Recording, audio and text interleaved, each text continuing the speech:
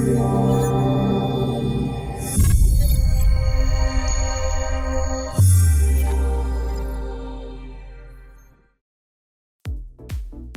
what's up guys? Welcome back to Mr. D's Tech News and Reviews. So today the DJI Mavic was finally announced, and it seems to be the answer to also the newly announced Karma drone released by GoPro.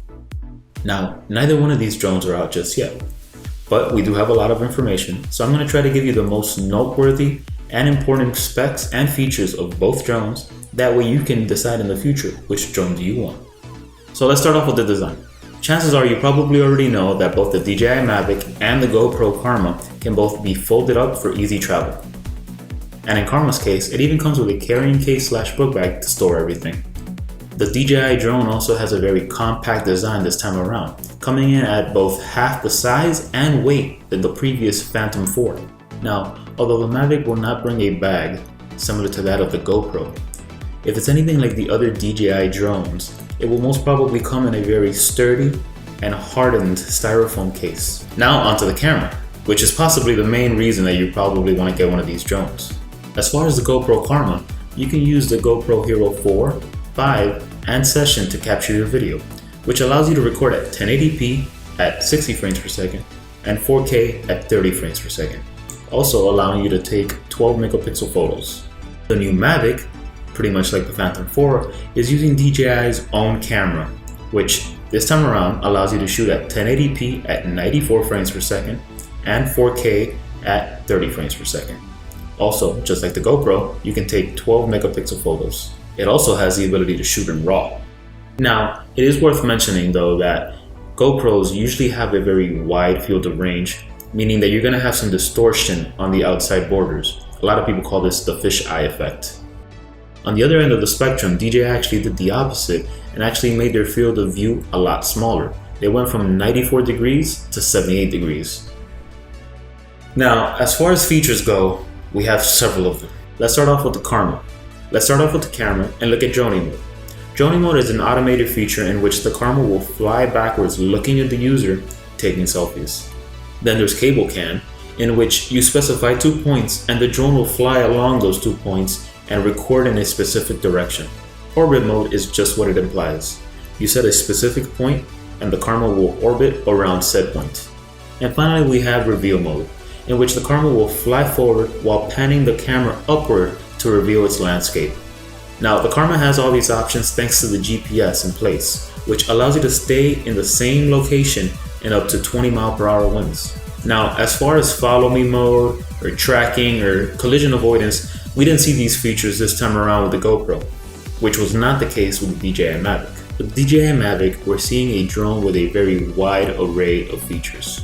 Some of them we've seen on the Phantom 4, such as using the sensors in the front and bottom to help you avoid obstacles and help you land safely. But we also have some tweaks to the existing ones as well as new ones. For instance, the Mavic now has longer range on all fronts. When it comes to the collision avoidance, it can detect items a lot further away now than the Phantom 4.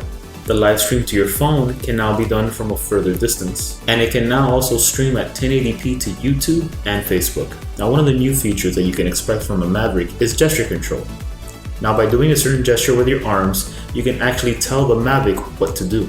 So far, the way that we've seen this take place is if you move your arm in a certain way, the drone will focus in on you, and then by making a square or frame around your face, the drone will actually take a selfie of you.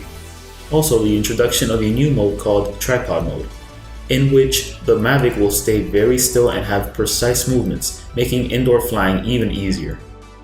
Next up we have the control. The majority of people were pretty happy to hear that GoPro went with a clamshell design for their controllers, which unlike the DJI Phantom 4, you don't have to control a phone to see the heads-up display. Well, it seems like this time around DJI made away with the controller. You no longer need the controller and can control the DJI Mavic right from your phone. Now, if that doesn't sound too appealing to you, the controller is still available to those who want it. If you do want the controller, you'll notice that this time around they made it a lot smaller than that of the one of the Phantom 4. And yes, the phone is still necessary to see the heads-up display, but this time it's on the bottom. GoPro announced that the DJI Karma would have 20 minutes of battery life. But as most of us already know, in real life application that usually gets cut down short, especially if it's a windy day. And DJI is stating that the battery on the Mavic should give it a good 27 minutes of airtime, which, once again, should be taken with a grain of salt. Now, it is worth mentioning as far as extras go, that the GoPro Karma does come with a handheld gimbal, allowing you to get steady recording on land as well as on air. Something you can also purchase from DJI, but as a separate unit in the DJI Osmo. As far as flat out stats, I'm going to put what we know so far on the screen, that way you can compare both drones side by side.